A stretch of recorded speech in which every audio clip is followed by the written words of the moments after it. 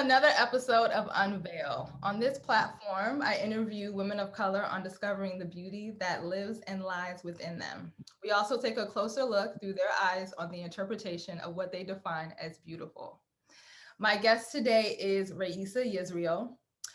Raisa is a devoted mother, she's a beautiful wife, and she is the fashion designer for the brand Land of Goshen.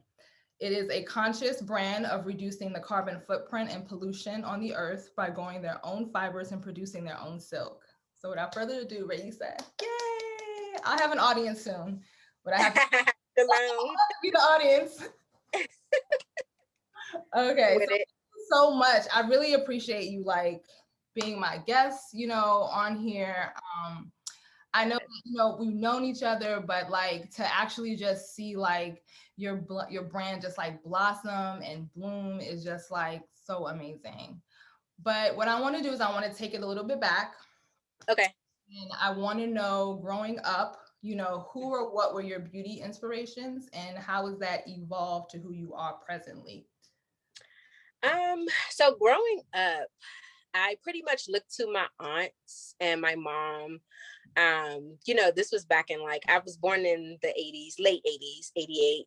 So, early 90s coming up, you're 6, 7 years old.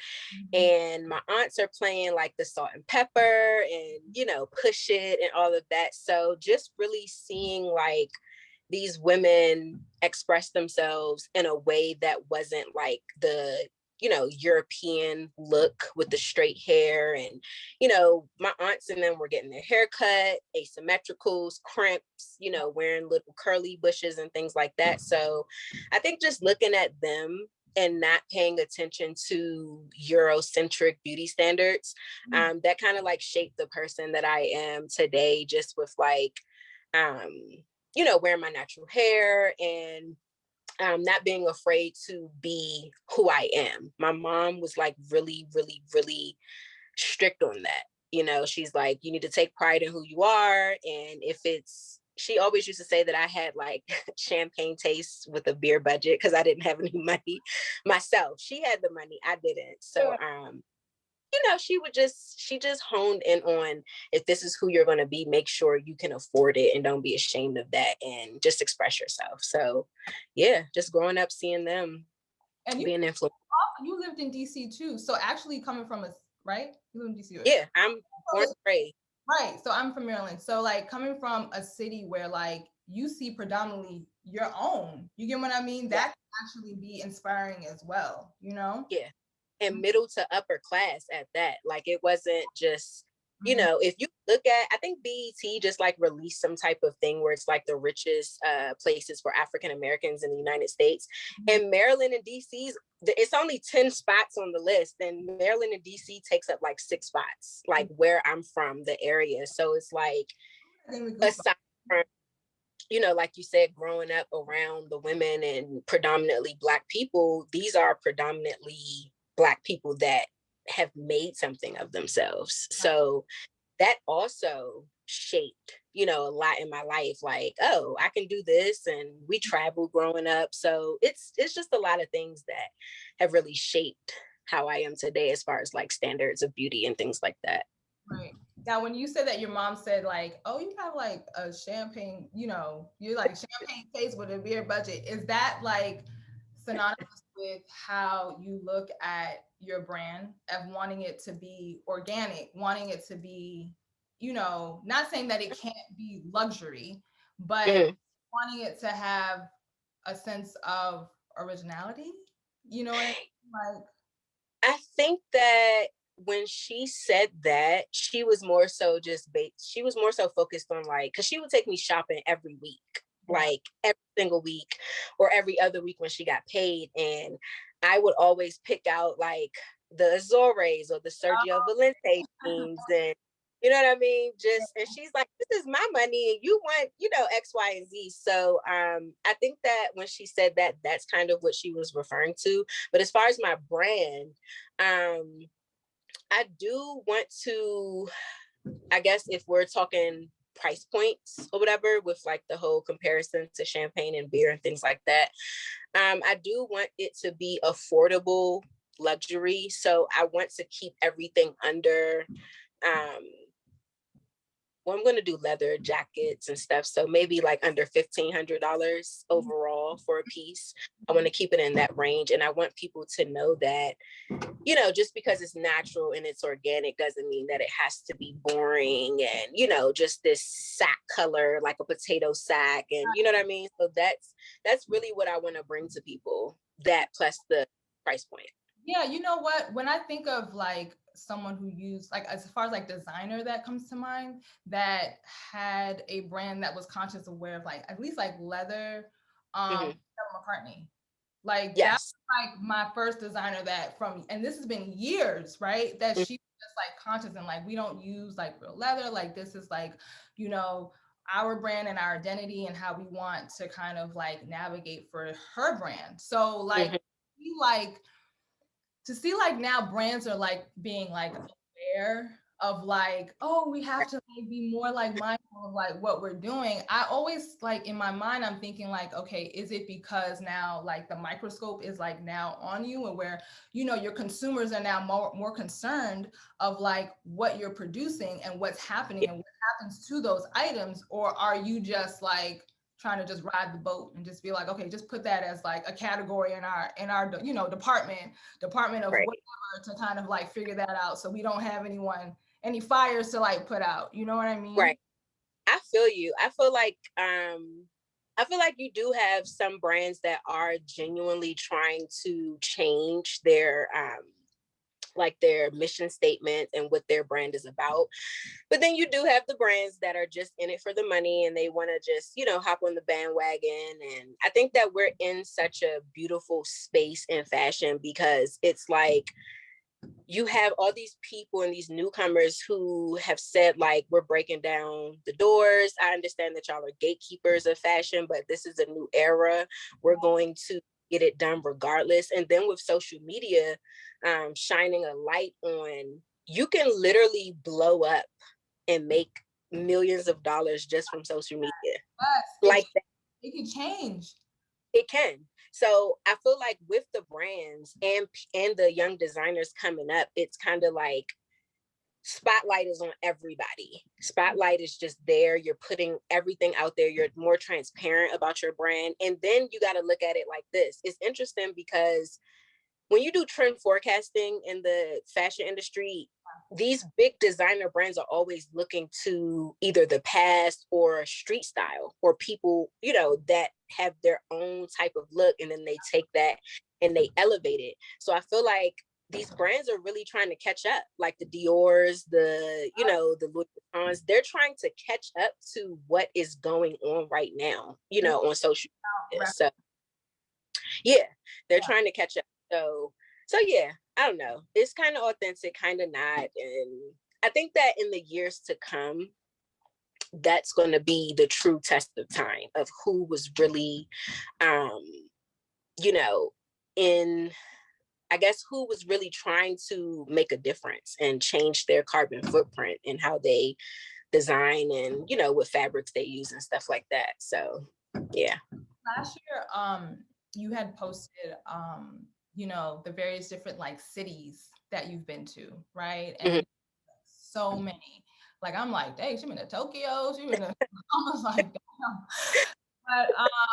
But for 2 months, you lived in Suriname. Yes. Yes. What was the premise, or what was your like feeling and energy of saying, "Oh, I could live here for 2 months"? You know, has that like kind of had a thread into like, you know, having Land of Goshen, you know, being in this kind of, you know, country?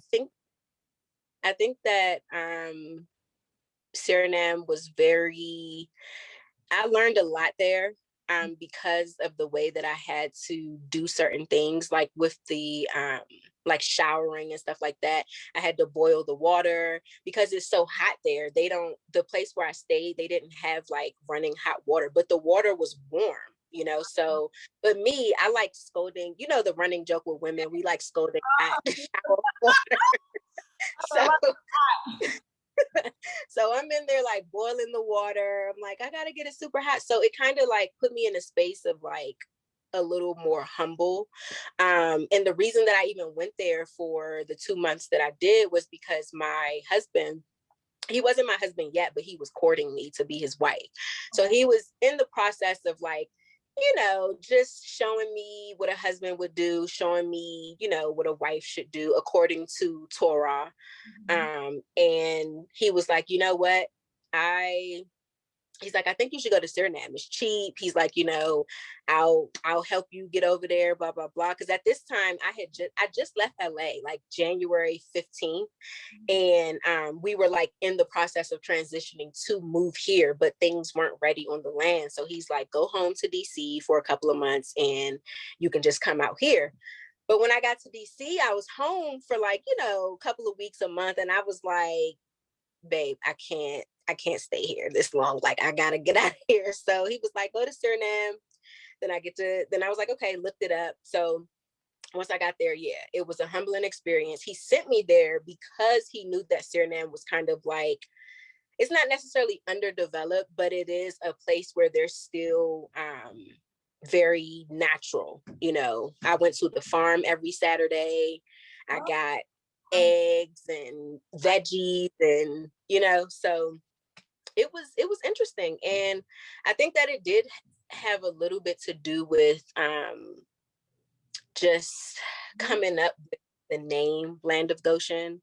And, just really being at one with nature. And on top of that, just to throw this in there, the lady whose Airbnb I booked, she has a house and she split it in half and made one side an apartment. Yeah. And so I stayed in the apartment side.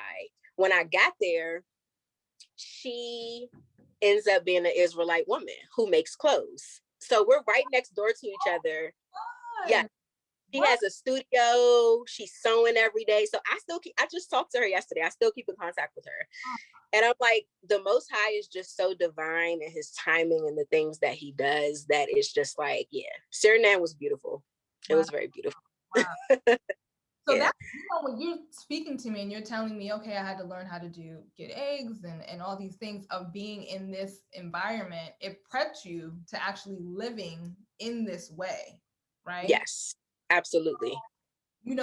With Land of Goshen, and how you're making your clothing, right? And how the process is. Mm-hmm. Why is it so important in like today's climate to slow down the process because everything is so fast. Everything is like, it is. You need it now. Like, where is it? Like, yeah. I mean, even, when we talked about trend forecasting, like the schedule of fashion has now even changed. Like, people broke the rules and saying, look, we're not shipping items in September anymore. Like, we're not shipping it. We're not, because everywhere in the world has a different weather forecast. You know what I mean? Yeah. Like in Australia, I think it's probably like winter now. You know what I mean? Yeah. So like, how are we adjusting to everyone, feeling comfortable where it's like now everyone's on their own time? Mm-hmm. But slowing down for you, why is that important? So slowing down to me is very important because, and I'm in this interview, I'm going to talk a lot about the Torah. I'm going to reference scripture and things like that because that's, my lifestyle. So in the Torah, which is the Old Testament, in the book of Ecclesiastes, the Most High, the book is about timing for everything. There's a time for everything. There's a time to work. There's a time to rest. There's a time to laugh, cry. There's timings for everything. So for me, once I step back from like LA, the fast-paced life and trying to get this out here and do this and do that and keep up with things, it was like, why am I in a rush like this? This is like, it's literally a rat race. And so just slowing down gives you a chance to think about what you're doing, thinking about, what do I want to do next week and how can I prep for it? And just being better prepared for things to come. So slowing down fashion wise, it just made sense. So we haven't gotten to the point of growing our own stuff, harvesting our own stuff just yet, but that is the goal. And with that, if I'm going to grow all of my fibers and wait for the silkworm to do their job, we're all in unison. All the animals, insects, everything in nature is in unison. So I can't rush them. So if they're spinning the silk and eating the mulberry plants and trying to produce the silk, and I'm waiting for the cotton to grow, how can I just go and be like, okay, let me pump out 15 million designs every, you know what I mean? Everything has to slow down and we have to work in unison. So for me, that's why we do the slow fashion thing, because you have to wait for harvest. You know what I mean? You have to wait for this, wait for that. And it just doesn't make sense. And on top of that, I feel like it makes people think about what they're buying. You know what I mean? You're thinking like, I know that if I read on her website that she's dyeing it herself, the dyeing process takes about 4 days, and then she's going to sew it, and then she's going to have multiple orders. It says 3 to 5 weeks to wait for my stuff. That's going to make you think, do I really want to buy this? Do I really want to wait for this? Is this something that's really special to me? Do I really want to be a part of changing the way that we shop and shopping sustainably and healthy? So that's why. Saying that though, because like I think after this whole shutdown of like COVID, and it forced you to have to now stay in your house. You can go, you can't go hang out and have brunch with your friends. You have to literally quarantine, right? So now you explaining that, it's like, why would I not want to jump on purchasing Land of Goshen? Because I waited 3 months to be able to feel like I was free. You get what I mean? Like, what is it going to do for me to not have to sit here and wait 3 to 4 weeks? We can sit here and wait for a drop from like Nike. You get what I'm saying? Like people that are just like, okay, they're hungry, they're waiting in line 3 or 4 hours for something that is like fast consumer products, you know? So why not, you know, wait for something, or wait for an item or a product that, you know, was made from, you know, organically, made from hands, you know what I mean? Not from like machine. I mean, of course, machine, because you have to sew and everything, but actually the process of feeling like, oh my gosh, like this is definitely authentic to me. You know, another question that I have now that we're talking about, you know, the process and everything. And I'm going to ask this question now because I was going to ask it later. What, I noticed that on your website, right? You open windows. So like, this is going to be posted in June, but right now it's open from the 19th through the 26th, right? As far as the e-shop, place your orders. Is it, so I have two questions in one. My question is this a new way of you wanting your consumers, for Land of Goshen to shop with you, because it's actually because of the process of how long it takes for each piece, and also is it because it's made to order, which is why you are creating it in that form? Probably. And okay, and also, will this be something moving forward? Because is it only just because it's only you? I don't know if you have you and an assistant, but it's only you that's, you know, doing all the sewing and all the customizing and everything. So to answer, I can kind of answer all the questions in one. But so the drops are monthly and I open it for a week. And yes, I do that because it is just me. I do the social media, I do the creative direction of the shoots, I do literally everything from top to bottom. I do the sketching, the designing, the sample making, the pattern making, the cutting, applying the measurements when people send in their orders. So it gives me time to still be able to be a mom and be a wife and do the things that I need to do. And, again, just, I feel like when you rush things, you overwhelm yourself. And I've been in that situation. I spent my 20s like just so behind on everything. Oh, let me open the website, people ordering this and that. And I want to go out for drinks and I want to do this and I want to do that. And I'm just overwhelmed with everything back then. So, as you get older, you get wiser. And I'm just like, I refuse to stress myself out. I'm just not in the business of stressing yourself out for anything. And I think that it creates like an anticipation for the people that shop with me, they're like, oh, I missed it that time, but she's going to open it back up this time. So it gives people a chance to like get their money ready and, Yeah. just, because it dollars, whether it's $5 or $10, is something that you worked hard for, and to give it over to someone else because of a craft that they're doing. Sometimes people need to think about it, and that's fine. So you don't get it this drop, you can come back and get it the next drop. And the last question was, moving forward, is it going to be like this? I think that moving forward, I am going to keep it on a schedule because, again, it gives me control over how many orders I get and things like that. But I may start to do it maybe twice, 2 weeks out of the month, maybe, or, you know what I mean? Just depending on how fast I can really get a schedule going. Because right now I'm like talking to my manufacturer and I'm like, look, I can't sell all these orders by myself. I got a really good response my first opening, and I wasn't not going to say that I wasn't expecting those orders, but it was like, okay, I have super gratitude. Thank you, Most High, for all the business. And now I have to get to work. And once I got to work, I'm like, oh, okay, I'm going to need some help. So, we'll see moving forward, but I do want to keep it on the schedule. So far, I do. I like the fact that you have the drops just like right now. You're saying once a month. I like that direction just because it doesn't feel like tomorrow, well, let me go on this website and just go ahead and click and buy this. It's like, no, you got to wait a whole month to be like, okay, well, let me prepare myself, because like before I know it's going to get sold out and I got to wait another month. You know what I mean? Yep. It actually makes it more intentional for your consumers to want to come back to shop with you, as opposed to feeling like you can wake up 3 o'clock in the morning and just hit, okay, I'll just order this. You know what I mean? Right. Do you create a certain quantity of number of items, or, I mean, at least for right now, right? I do. So on my site, I'll do like, I put for the quantity one of each size. And then, so I have 2, 4, 6, 8, 10. And then I have a custom button.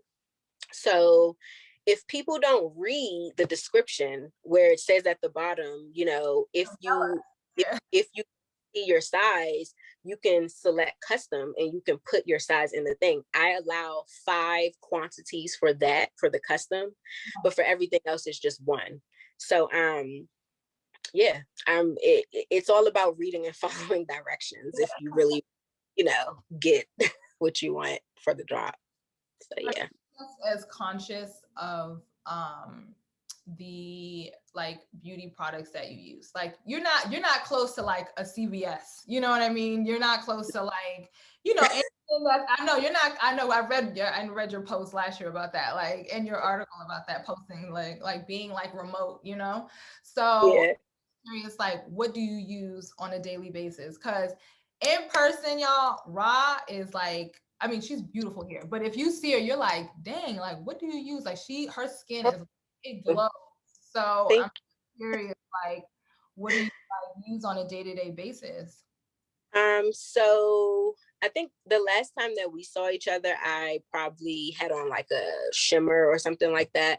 But now, I don't do any type of like foundations or eyeshadows. I don't wear makeup in that sense.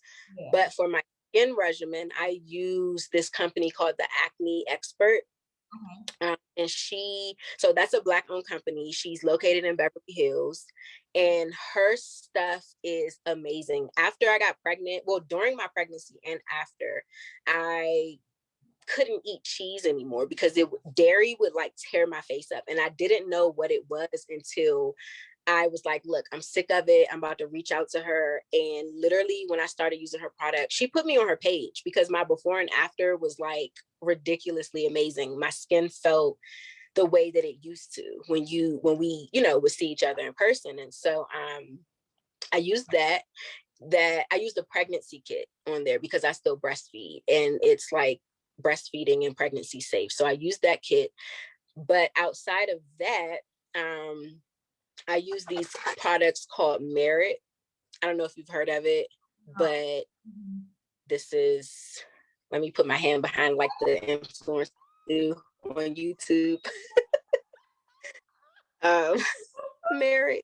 Yes. But, so this is like a mascara, but it's like vegan, it's cruelty free, animal, all that stuff. So I am conscious about the things that I use, because my husband, he's like, you don't need to wear makeup and X, Y, and Z. So whatever.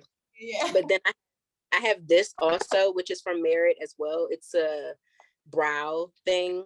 Okay, nice. Now, this just conditions your eyebrows. So I use that. Everything's very subtle that I use now. So, yeah, for you too as well. Yeah. Yeah. So that's pretty much. I want to, one day I want to talk to like, a doctor that, can explain to me, or, let me know like how, when women transition, or when we transition from having a baby to prior to that, like how our body just changes. Like you said that you started to produce acne. Girl. Like, Yeah. your body just rejects. Oh, go ahead. Sorry. No, I'm like, the fact that your body just rejected cheese and milk and said, okay, no, we're not doing that no more. And your baby is like, it's not happening. You gotta let that go. Like, you know what I mean? It's very interesting. I feel like you don't fully become, like, I'm not going to say you don't fully become a woman, but you don't fully reach your potential and know what your body can take and go through until you're like stretched out and carrying a baby in your uterus. Because it's like, things really change. Things that you liked before, you don't like it anymore. I mean, I couldn't stand the smell of lavender, steak, like things that I love. It's like I couldn't stand it. So, our bodies, I think it's just because you're giving all of your nutrient, you're literally creating bones, genitals, eyes, hair, fingernails inside of your womb. So it's like, when you really think about it, it makes sense that, number one, each pregnancy is different. And it makes sense that your body's changing because you're not the same person that you once were. So even with the acne thing, I used to have acne when I was like in middle school and high school. And I spent a long time getting skin together. So just to take pride in that and then get pregnant and have my skin break out like that, I was like, no. We got to figure this out. Right. So yeah, it's interesting. What do you love about being a Black woman, and even being a mother and a wife? What do you love? As far as being a woman, an Israelite woman, that's what I identify as. I just feel like I love our resilience. I love the fact that we can overcome almost anything. You know what I mean? It's really just, it's embedded in our DNA, just being able to always overcome. Literally, the name Israelite, means to battle with man in spirit and prevail. So that's why we're Israelites. And, it's really deep, but I really enjoy being who I am, and I wouldn't change being a melanated woman, Israelite woman, for anything, like, at all. And then motherhood, whew, I love, when I tell you my son is so funny, like, just being a mom is just, it really gives you a bigger purpose. You really change. It's not just about yourself. You have to actually be conscious of like what you're listening to and what you're doing, because he literally, like, I'm talking about everything that we do, he is doing it. Like, for our stove, we use like propane or whatever, and sometimes I need a lighter to light it, and we have the long little sticks. He walks around with it, he put it up to the stove, he tries to like, it's literally everything that you do, they do, like, everything. So I just love having someone that, especially breastfeeding, I love having someone that depends on me and that, looks to me like, this is my mom, and hey, and he's so lovable, girl, kissing. And I wish he was here right now. He's out with my husband and my sister wife. They're watching. I was like, because every time I see you, I see him, so yeah. gonna be, peeking into the video. So hopefully we can Yeah. him as well. Oh, he would be. If he were here, he would be in the video talking, and yeah, Yeah. he's cool. And what was being a wife? Being a wife, I think the best part is that it shows you who you are. Marriage is a reflection of yourself. It is about the other person and you all being a union, but marriage really shows you who you are, what you need to work on, the things that, you know what I mean? Marriage is beautiful. So yeah, being a wife, that's the most joyous part about it, is just figuring out self and seeing myself, and then being able to take that and turn it into a wife that is of honor. You know what I mean? Just my husband being able to say, yeah, that's my wife and this is what she does. And you know what I mean? So that's the best part. Now segueing from that, like, what is your favorite feature of yourself? It doesn't have to be physical. What's your favorite Yeah. feature of yourself? My favorite feature of myself is, I want to say, and I thought about this when I read the questions. I was like, what is it? But I think that my love for my sisters, I do have I come from a feminist background, but once I woke up and realized that that was, crazy, I turned it into just honing in on my femininity, my divine femininity, and really wanting the same for my sisters. So I think that that's the favorite part about me. I'm very like, no, we have to make sure the women are good and we have to stick together and raise the kids. And I want all women to live in their divine femininity. So yeah, that's the favorite thing myself. Just pushing for. I love that. I love that answer. Yes, yeah, because it's not only just about self. Is that what you're Right. trying to with? Yes. Yeah. It's never about.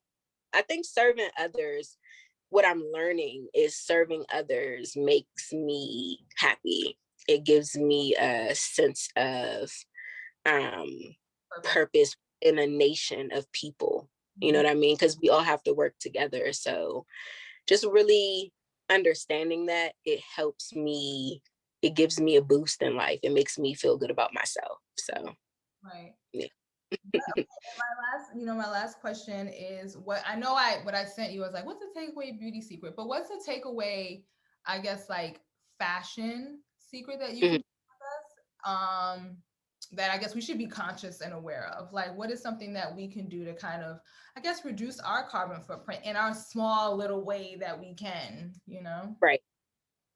So I can say that, like, if you're not really into like the organic, naturally dyed clothing, reducing your carbon footprint, you can shop secondhand.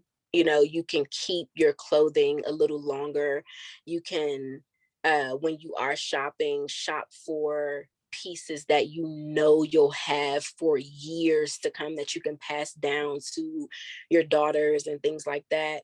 And just being aware of what you're buying, who made your stuff, where is it coming from, where, you know what I mean? Like, is so many things outside of just sustaining the earth in fashion that is like so important right now.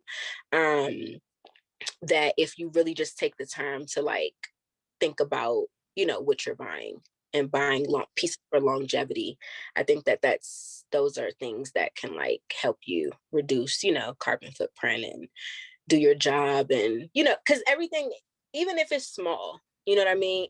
Even myself, I have not gotten rid of all of my clothing that's not 100% natural just yet, because it is everything takes time. It's a transition, it's a process, but that is my end goal. And right now my wardrobe is about 90% all natural. Wow. So, if you want to start small, shop secondhand, figure out where your stuff is coming from, ask questions, do the research, and yeah, you could just start there. Right. And then for beauty, I can add something for beauty too, even though I'm not, For beauty, I feel like happiness is like the main key to being beautiful, and just accepting who you are, what you look like, just, and if you want to go and change yourself, whatever, that's your prerogative. Everybody has to answer for themselves at the end of the day. But for me, and my message for my sisters, completely love yourself and be happy, and that will exude from the inside out. Like, literally, you'll look like a different person. Oh, Like, so yeah. and what a way to end, Ra. Oh my gosh, Yeah. that's so good. So please give us all your handles. And then also, if you can provide with us like the next drop in June, would you? I don't know if you would have that information, but now I don't know if that's too early to know, but So the next drop will probably be like around June 20th or 21st, between those, like the 20 something. okay. I typically put like the third week in the month, but my brand is it has a life, and it has a personality, and it's human in a sense, and it's going to grow, it's going to change. So, Yeah, things will change. Next month, yeah, we'll probably do like June 20th or 25th or something like that. be on the lookout. Yeah. And then I am going to have some new pieces that I'm going to drop. I'm going to do the wrap shirt, because that sells out the most. I think like I've had like 10 sales of the white wrap shirt. So I'm going to take that and just introduce it in another fabric like denim, and then probably do, instead of linen, I'm going to do a cotton, and I'm going to like dye it a different color or something like that. So yeah, next drop we'll have some new stuff. And then my handles are, I'm just on Instagram right now, which is _ Land of Goshen _ and if you want to follow my personal creative page, that's Raisa _studio, and they're both on Instagram. And then my website is shoplandofgoshen.com. Yeah, you guys got to check it out. Like the opening homepage is like so calming. I was just like, oh my gosh, I can watch this like over and over again, because you're like the voiceover is Raisa, but like to hear it, I'm like, wow, it really draws me in. So like, Mm-hmm. so that like that is like amazing. I love Thank how so like relaxing it is to kind of navigate and guide us through like each you. piece, and having an Yeah, understanding why it's so important, like why your brand is so important in I'm glad. today's world. I'm glad that you feel that way. Yeah, it's good. Thank you, Rod. Thank you, Raisa. Thank you Thank so you. much. I really appreciate this. Thank you.